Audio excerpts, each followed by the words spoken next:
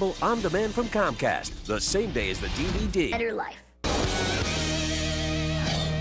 Barack Obama claims race doesn't factor into his campaign decisions, but there is no question that his campaign continues to be a magnet for racial controversy. Just today, Louis Farrakhan announced his continued support of Obama, despite the fact that the Illinois senator denounced his endorsement in Tuesday's debate. Joining us now is Republican strategist Michael Steele and Temple University professor Dr. Marc Lamont Hill. Dr. Hill, let me start with you.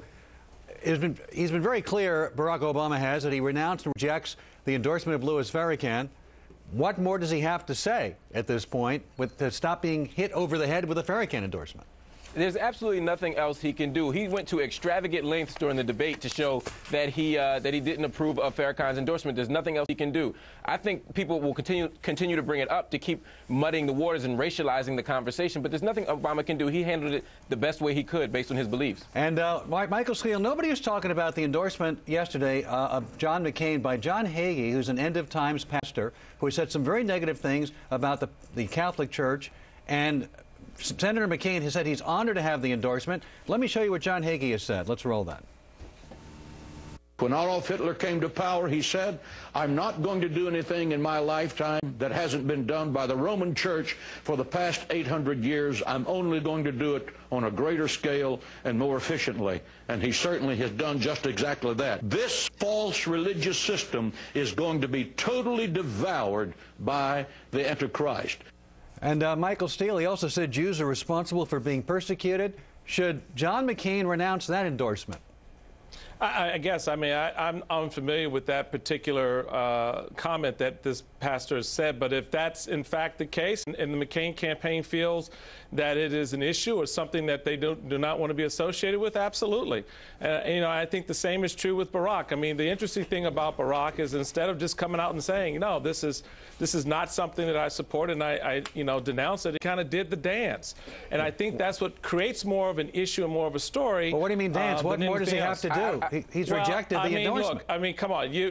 Alan, you watched it, you saw it, you know exactly what the dance was. And until Hillary actually pinpointed the words and put it in the proper perspective and context of the conversation, Michael, he renounced it. Well, John McCain is honored to get the endorsement of a guy who blasts Catholics and says Jews are responsible for their own persecution. What Hillary did was make a distinction without a difference. If you are so honored, then take the endorsement and move on. But Mark, let me step in here. If I told you tonight that my pastor gave a Lifetime Achievement Award to David Duke, what would you think of me? It would really depend, Sean. I mean, it may not change what I think of you at all, but I think the question is... No, I don't want what your question is. No. Let me answer the question. If my pastor gave a Lifetime Achievement Award and praised David Duke, it would matter. What would you think of me and that church? It would depend on how you respond to the endorsement. Barack Obama very clearly said that he did not approve of his pastor's endorsement. Do you think it would be appropriate for me to go to... I would respect that. Would it be appropriate for me to associate with a pastor that gave a Lifetime Achievement Award to David Duke, or would that be inappropriate? But I don't accept the idea that David Duke and Louis Farrakhan are on the same level. You know, Louis Farrakhan, who said the white man's the skunk of the planet Earth and Judaism's a gutter religion, do you believe Louis Farrakhan is an anti-Semite and a racist, Mark? I do not represent Louis Farrakhan. What I can say is... Mark, no, stop it. Answer the question, Mark. I'm asking you a question. Is he a racist and an anti-Semite? I do not know whether he is anti-Semite. When he says the white man is the skunk of the planet Earth and that Judaism is a gutter religion? Those quotes are both severely out of context. But the point here...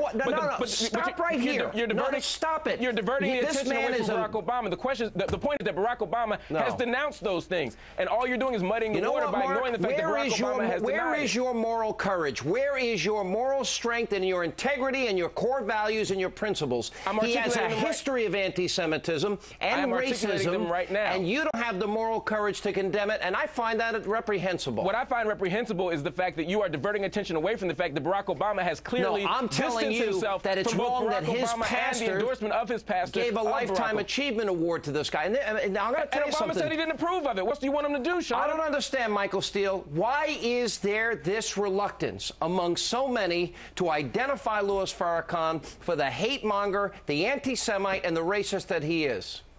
Well, I think, Sean, that you have to come at this from two different perspectives. One is the perspective that you have, and the other is the perspective of a lot of African Americans who have been in the field with Farrakhan, if you will, who've worked and toiled with him. Exactly. And understand the context in which some of the comments that others in this country review as reprehensible and outrageous, as consistent with a pattern of behavior by those who have oppressed and repressed the black community.